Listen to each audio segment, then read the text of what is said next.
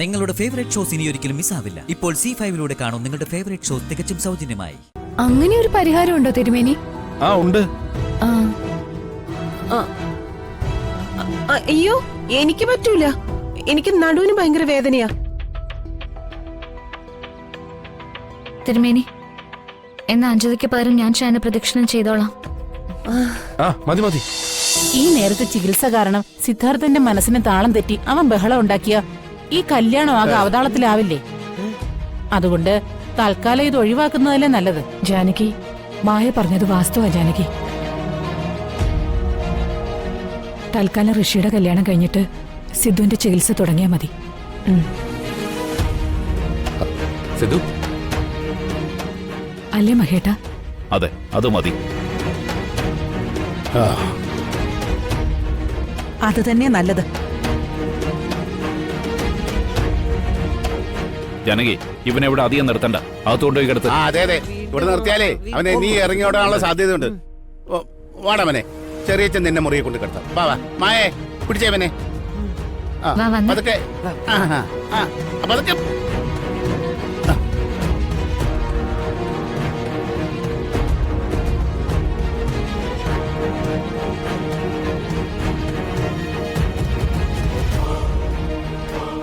മഹേട്ട, നമുക്ക് സിദ്ധുവിന് ഋഷിക്ക് വേണ്ടി ക്ഷേത്രത്തിൽ പോയി പ്രാർത്ഥിക്കാം.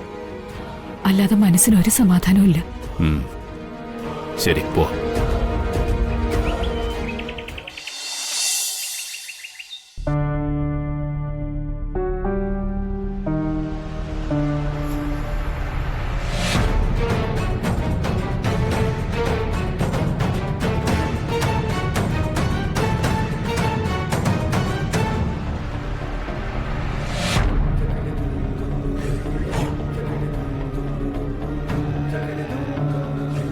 ഗോപികെ, കണ്ടല്ലോ, ഞാനും ഋഷിയും തമ്മിലുള്ള വിവാഹത്തിന്റെ നാളും മുഹൂർത്തവും കുറിച്ചു കഴിഞ്ഞു. ആ മുഹൂർത്തത്തിൽ തന്നെ ഞങ്ങളുടെ വിവാഹവും നടക്കണം. അതിനിടയിൽ നീ കയറി പ്രശ്നം ഉണ്ടാക്കാൻ വരരുത്. പറഞ്ഞു കേട്ടല്ലോ, തടസ്സം ഉണ്ടാക്കാൻ ശ്രമിക്കരുതെന്ന്. ആ ചേച്ചി വന്നോ? നിന്റെ വിവാഹം മംഗളമായിട്ട് നടക്കാനായി ദേവിയോട് പ്രാർത്ഥിക്കാനാ ഞാൻ ആ ക്ഷേത്രത്തിൽ കയറിയത്. അതേതായാലും നന്നായി. ഞാൻ പ്രാർത്ഥിച്ചതുകൊണ്ട് മാത്രം കാര്യമായില്ല അഞ്ജതെ. കല്യാണം ഭംഗിയായി നടക്കാൻ നീ ആ ക്ഷേത്രത്തിൽ പോയി ശയനപ്രദക്ഷിണം കൂടി നടത്തണം. ശയനപ്രദക്ഷിണോ? ഞാനോ? ഏയ്, എനിക്കവിടെ ശയനപ്രദക്ഷിണം നടത്താനൊന്നും പറ്റില്ല. അങ്ങനെ നിഷേധം പറയരുത് അഞ്ജതെ. നീയും ഋഷിയും തമ്മിലുള്ള വിവാഹത്തില് വിഘ്നങ്ങളൊന്നും സംഭവിക്കാതിരിക്കണമെങ്കിൽ ദേവിയുടെ തിരുനടയില് നീ ശയനപ്രദക്ഷിണം ചെയ്തേ മതിയാവൂന്നാ തിരുമേനി പറഞ്ഞിരിക്കുന്നത്. ഒന്നും കാണാതെ ഈ നേർച്ച നടത്തണമെന്ന് അദ്ദേഹം പറയില്ലല്ലോ. കല്യാണം വിഘ്നം കൂടാതെ നടക്കണമെന്നുണ്ടെങ്കിലേ ശയന പ്രദക്ഷിണത്തിന്റെ ആവശ്യമൊന്നുമില്ല. ദേവികേച്ചടി ഇരിക്കുന്ന അനിയത്തി ഉണ്ടല്ലോ, ഗോപിക മാന്യ മര്യാദയ്ക്ക് ഞങ്ങളുടെ കല്യാണത്തിനിടയിൽ പ്രശ്നങ്ങളൊന്നും ഉണ്ടാക്കാതിരുന്നാൽ മാത്രം മതി. കല്യാണമേ തടസ്സം കൂടാതെ അങ്ങ് നടന്നോളൂ. അഞ്ജതെ, നിന്നോടൊരു നല്ല കാര്യം പറഞ്ഞപ്പോ നീ അതിന് തർക്കുത്തരം പറയുന്നോ? ഗോപിക തടസ്സമൊന്നും ഉണ്ടാക്കില്ല, അത് ഞാൻ നോക്കിക്കോളാം. നീ തിരുമേനി പറഞ്ഞതിന് പ്രകാരം ക്ഷേത്രത്തിൽ ശയന പ്രദക്ഷിണം നടത്തണം, നടത്തിയേ പറ്റൂ. പിന്നെ ഞാൻ ആ വെറും നിലത്ത് കിടന്ന് ഉരുളാൻ പോവല്ലേ? ചേച്ചി ഒന്നും പറയണ്ട, എനിക്കറിയാം. അഞ്ജിതേ, എന്ത് ധിക്കാരോടി നീ പറയുന്നേ? ശയന പ്രദക്ഷിണം നടത്താൻ നിനക്കെന്താ മടി? ദേവികെ, ഇവള് ശയന പ്രദക്ഷിണം നടത്തും. ഇവളെ കൊണ്ട് ഞാൻ ശയന പ്രദക്ഷിണം നടത്തിക്കും.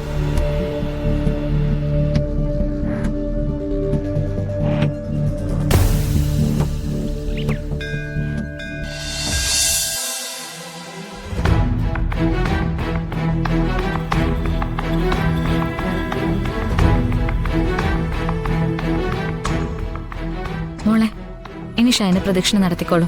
ഇതൊക്കെ വേണോ ചേച്ചി? ഇപ്പോഴെന്താ അങ്ങനെ ഒരു ചോദ്യം? ശയന പ്രദക്ഷിണം നടത്താനല്ലേ നിന്നെ കൊണ്ട് ഇങ്ങോട്ട് വന്നത്?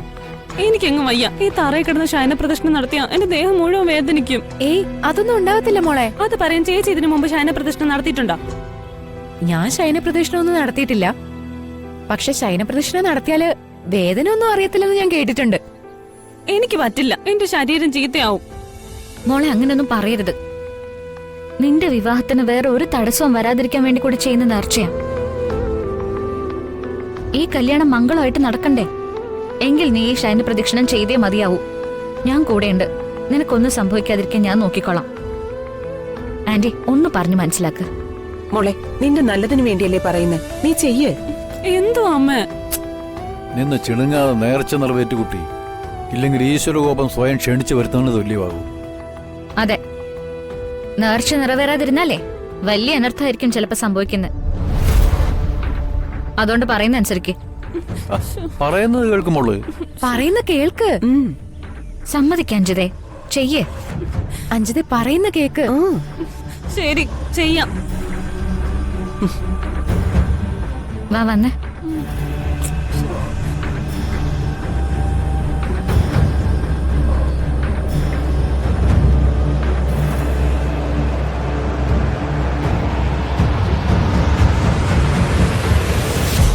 വാ വാ, കിടന്നു. നന്നായി പ്രാർത്ഥിച്ചോ.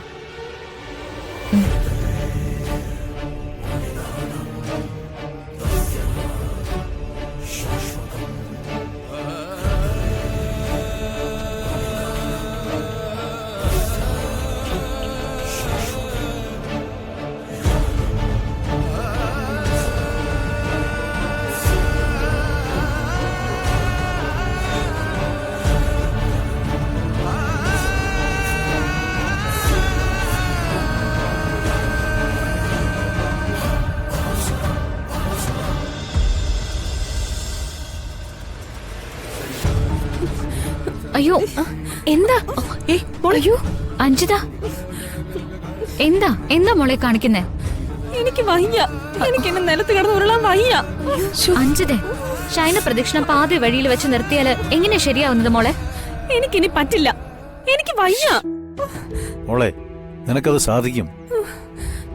ഞാൻ ഈ ശയന പ്രദക്ഷിണം പൂർത്തിയാക്കുമെന്ന് മനസ്സുകൊണ്ട് വിചാരിക്കും. ഇല്ല, എനിക്കിനി ഒരു അടി പോലും ഉരുളാൻ വയ്യ. അയ്യോ, അവള് പറഞ്ഞു മനസ്സിലാക്കി. എന്റെ ദേഹം ആകെ തളർന്നു പോയി. എനിക്കിനി വയ്യ. എന്റെ ദേഹമൊക്കെ കുഴയുവാ. എന്താ, എന്തു പറ്റി? ഇവൾക്ക് ശയന പ്രദക്ഷിണം പൂർത്തിയാക്കാൻ സാധിക്കുന്നില്ല തിരുമേനി. ശരീരം തളർന്നു പോയിന്ന്. തീരെ സാധിക്കുന്നില്ലേ? ഇല്ല തിരുമേനി, പറ്റുന്നില്ല. ആ, സാരമില്ല. ഈ കുട്ടിക്ക് ശാരീരിക സുഖമില്ല അച്ഛാ. പകരം രക്തബന്ധത്തിൽപ്പെട്ട മറ്റാരെങ്കിലും ഈ നേർച്ച പൂർത്തിയാക്കിയാലും മതിയാവും. അങ്ങനെ ഒരു പരിഹാരം ഉണ്ടോ തിരുമേനി? ആ, ഉണ്ട്. അയ്യോ, എനിക്ക് പറ്റൂല. എനിക്ക് നടുവിന് ഭയങ്കര വേദനയാ. തിരുമേനി, എന്നാ അഞ്ജലിക്ക് പകരം ഞാൻ ശയന പ്രദക്ഷിണം ചെയ്തോളാം. ആ, മതി മതി. അമ്മ, ഞാനൊന്ന് പിടിച്ചേ. എനിക്ക് ഇവിടെയൊക്കെ വേദനിക്കുവാ.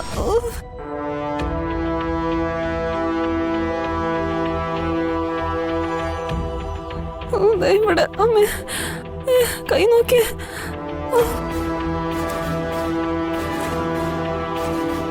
വാ വന്ന് വാ. ഡൗൺലോഡ് ചെയ്യൂ C5 ആപ്പ്. കാണൂ എല്ലാ എപ്പിസോഡുകളും സൗജന്യമായി.